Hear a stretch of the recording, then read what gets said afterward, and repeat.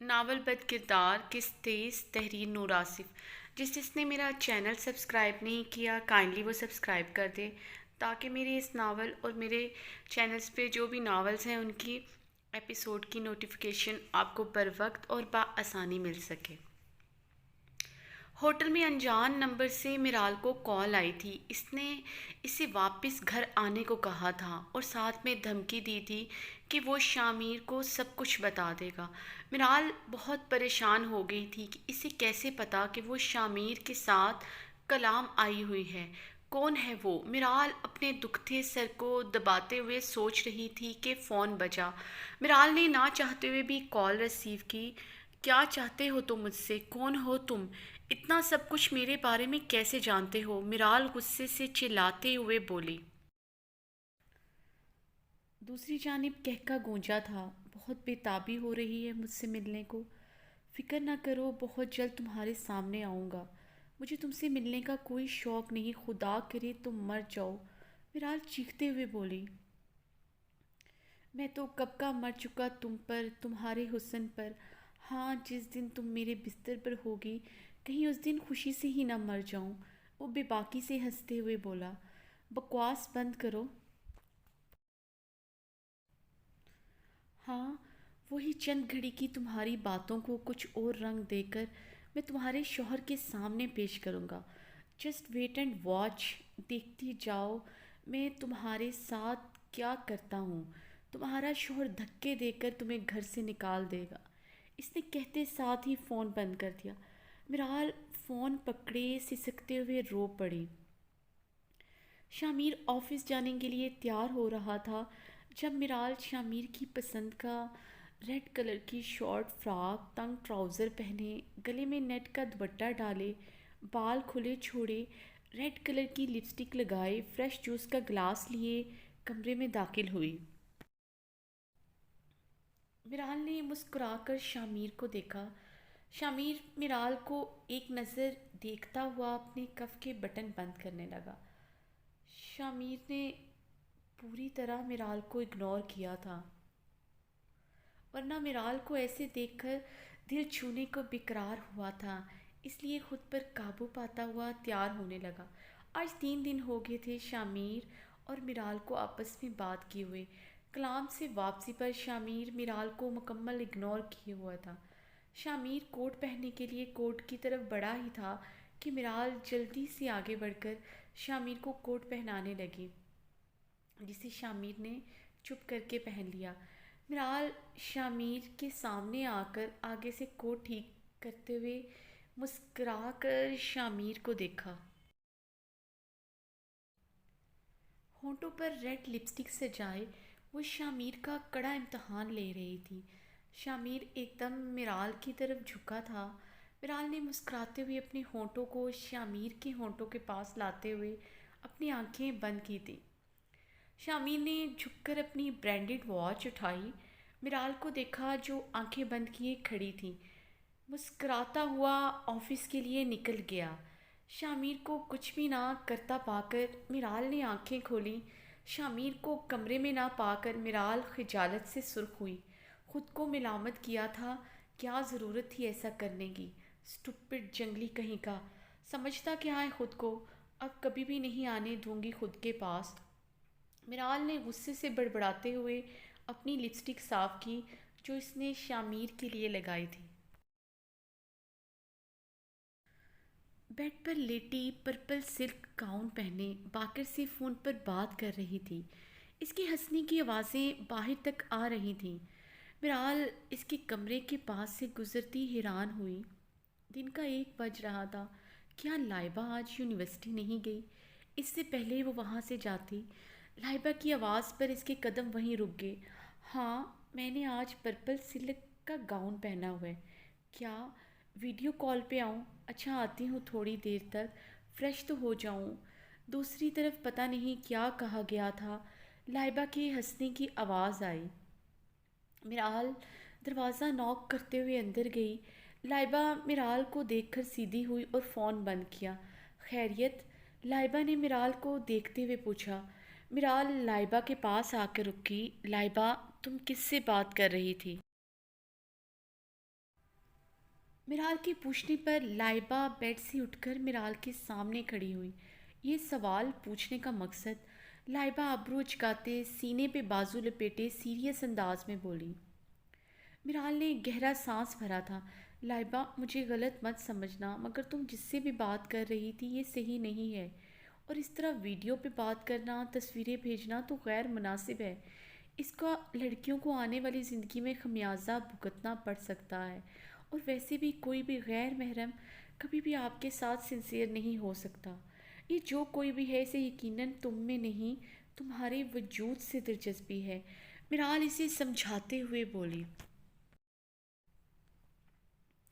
کیونکہ وہ نہیں چاہتی تھی جس کرب سے وہ آج گزر رہی ہے کل لائبہ بھی گزرے۔ اس نے صرف اس سے بنا دیکھے بات کی تھی، آج پور اس کا وجود زخمی ہو چکا تھا۔ ابھی وہ نہیں جانتی تھی کہ زندگی اس کے ساتھ کیا کھیل کھیلنے والی ہے۔ میرال کے اتنے لمبے لیکچر پر لائبہ کے چہرے پر استہزائیہ مسکراہٹ آئی۔ ہو گیا آپ کا؟ اب آپ جا سکتی ہیں، آئندہ کے بعد میرے کمرے میں مت آئیے گا، اور میری زندگی میں انٹرفیئر کرنے کی ضرورت نہیں، اور یہ مڈل کلاس سوچ اپنے تک محدود رکھیں تو بہتر ہوگا۔ لیکن لائبہ، میں تمہیں اپنی بہن کی طرح سمجھتی ہوں، اسی لیے تمہارے پاس آئی۔ او پلیز بھابھی، میرا آپ کا رشتہ نند اور بھابھی کا ہے، وہی رہنے دیں۔ جو رشتہ ہے نہیں وہ مت بنائیں مجھ سے۔ اب آپ جا سکتی ہیں، لائبہ کہتے ہوئے اوندے منہ بیڈ پر لیٹ کر ویڈیو کال ملا چکی تھی۔ میرال کچھ پل دیکھتی رہی اور پھر خاموشی سے واپس پلٹ گئی۔ کیا ہوا؟ فون کیوں بند کیا تھا؟ کچھ نہیں، میری بھابھی تھی، وہی مڈل کلاس سوچ، مجھے سمجھانے آئی تھی کہ میں تمہارے ساتھ بات نہ کروں، بلا بلا بلا۔ لائبہ منہ بناتے ہوئے بولی، ویسے تمہارا بھائی اتنا بڑا بزنس ٹائکون ہے اور اچھی خاصی پرسنالٹی ہے۔ بزنس میگزین میں تمہارے بھائی کو دیکھ چکا ہوں۔ بہت اونچے گھرانے کے رشتے تمہارے بھائی کو آسانی سے مل سکتے تھے، تو پھر مڈل کلاس سے لڑکی سے شادی کرنے کا مطلب سمجھ نہیں آیا۔ عشق ہو گیا تھا میرال سے، بے انتہا حسین ہیں، جان دیتے ہیں بھائی بھابھی پر۔ لائبہ کڑوا سا منہ بنا کر بولی، اسے بالکل پسند نہیں آیا تھا میرال کا یوں انٹرفیئر کرنا۔ پاکر تو ایک ہی بات سوچ رہا تھا، اگر اتنی حسین ہے تو اس کے حسن کو خراج تحسین پیش کرنا ہی پڑے گا۔ باقر کچھ سوچتا ہوا مسکرایا۔ شامیر آفس میں بیٹھا کچھ امپورٹنٹ فائلز دیکھ رہا تھا، اور سامنے زیان قیوم کافی پیتے ہوئے موبائل میں مصروف تھا، اور زیان قیوم کے چہرے پر بڑی دل فریب مسکراہٹ چھائی ہوئی تھی۔ شامیر نے فائلز چیک کرتے ہوئے زیان کو دیکھا۔ خیر تو ہے، کون ہے فون پر جو اتنا مسکرایا جا رہا ہے؟ لگتا ہے عنقریب تیرا ولیمہ کھانے کو ملے گا۔ زیان کا کہکا گونجا تھا، اب تو پابند ہو گیا ہے تو چاہتا ہے میں بھی پابند ہو جاؤں؟ تو ایسا بالکل نہیں، میں آزاد ہی ٹھیک ہوں اور بہت خوش ہوں، اور ویسے بھی جیسی لڑکی مجھے چاہیے وہ لگتا نہیں مجھے کبھی ملے گی۔ اب اسے دیکھو، زیان نے موبائل شامیر کے سامنے لہرایا، کتنی خوبصورت اور کم عمر لڑکی ہے، مگر باتیں سن اس کی قسم سے ہم مردوں کو شرم آ جائے۔ فیک آئی ڈی ہے اس کی، پیچھے ہی پڑ گئی ہے میرے، دن رات مجھے اپنی تصویریں بھیجتی ہے، کتنی دفعہ ویڈیو کال کر چکی ہے، کہا کیا ہے صرف مجھ سے دوستی چاہتی ہے تاکہ رات رات بھر مجھ سے بات کر کے اپنی بوریت دور کر سکے، اور دیکھنا کل کو ہمارے جیسے گھامڑ مل جاتے ہیں نے سیدھی ساوتری بن کر ہماری بیویاں بن جاتی ہیں۔ اب بتا، کوئی اچھی لڑکی ہو جو بالکل صاف شفاف ہو، اعلیٰ کردار والی کہاں ملے گی؟ زیان ایک ایک لفظ پر زور دیتا قطرہ قطرہ زہر شامیر کے اندر اتارنے لگا، جس مقصد کے لیے وہ آج یہاں آیا تھا۔ شامیر نے تعصب سے زیان کو دیکھا، اب ایسی بھی بات نہیں ہے، دنیا میں بہت سی اچھی لڑکیاں ہیں، سب لڑکیاں ایک جیسی نہیں ہوتی۔ شامیر کی آنکھوں کے سامنے میرال کا عکس لہرایا تھا اور لب مسکرائے تھے۔ زیان قیوم کی آنکھوں پر بھی کسی کا عکس اترا تھا اور لبوں پر شیطانی مسکراہٹ چھائی تھی۔ شامیر نے ڈنر کرتے ہوئے اپنے سامنے بیٹھی میرال کو دیکھا جو نظریں جھکائے سرخ چہرے کے ساتھ بیٹھی تھی۔ شامیر نے 2-3 دفعہ اسے ڈشز پاس کرنے کو کہا جو اس نے بنا شامیر کو دیکھے نظریں جھکائے اسے دی تھی۔ شامیر کے انابی ہونٹ مسکرائے تھے۔ وہ جانتا تھا وہ صبح والے واقعے کی وجہ سے اس سے نظریں نہیں ملا رہی اور خفت اور شرم سے سرخ پڑ رہی ہے۔ شامیر نے پھر سے میرال کو دیکھا جو بالکل سادے سے سوٹ میں بال باندھے بالکل سادہ بیٹھی تھی۔ وہ جانتا تھا کہ وہ اتنا سادہ حلیے میں کیوں ہے، کیونکہ صبح والے واقعے کے بعد اس سے دل ہی دل میں ناراض ہے۔ شامیر کا کمرے میں جا کر اپنی ناراض بیوی کو منانے کا پروگرام تھا۔ صبح والے واقعے کے بعد شامیر آفس میں کافی بے چین رہا تھا۔